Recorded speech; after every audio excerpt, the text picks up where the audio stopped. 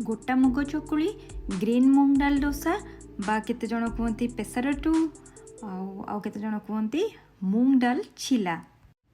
ये स्पंज वाली बनी ग्रीन मूंग डाल डोसा एथिरे हाई प्रोटीन अच्छी फाइबर आ बहुत गुड़ाए हेल्थ बेनिफिट एथिरे अच्छी। तो आज मो वीडियो रे एटा केमिति बनैछि मु एटा देखेबी। नमस्कार, जय जगन्नाथ। मु मोर ब्रह्मपुर स्टाइल रोसई को पुणी थे स्वागत जनाऊँगी। आज मो वीडियो रे मु देखेबी केमिति ग्रीन गोटा मुग चकुली बा मूंग डाल डोसा केमिति हुए। एठी मु ग्रीन गोटा मुग नहीं जाइछि आपन देखुथिबे। मु एटा को एबे सोक कर देबी, पूरा ओवरनाइट सोक कर देबी। आपन देखुथिबे एटा पूरा भल भाबरे पूरा बतरी जाइछि आ पूरा गोटा गोटा ही कि फुली भी जाइछि।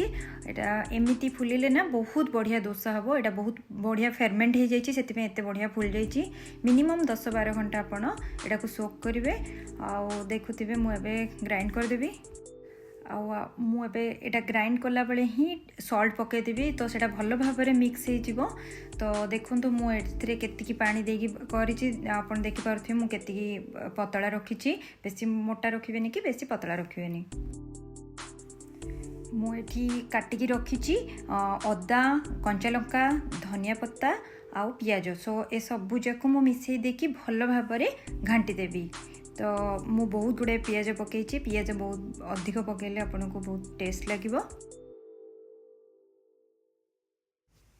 एटा ताबाटा टिके गरम होके आसला बेले मु आगे से बैटरटा पकई देछि। सेतिरे मु टिके तेल पकई देछि।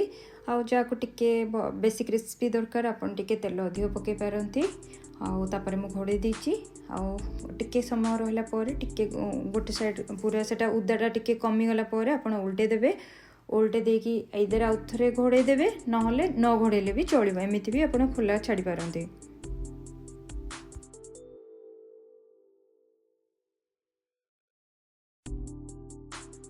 आपन देखुथिबे मो डोसा जाको केमती हेछि, पूरा ब्राउन कलर हेके आछि। ब्राउन कलर हे गला माने ऑलमोस्ट हे गला।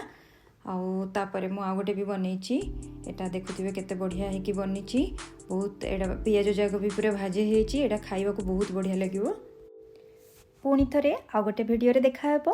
जय जगन्नाथ।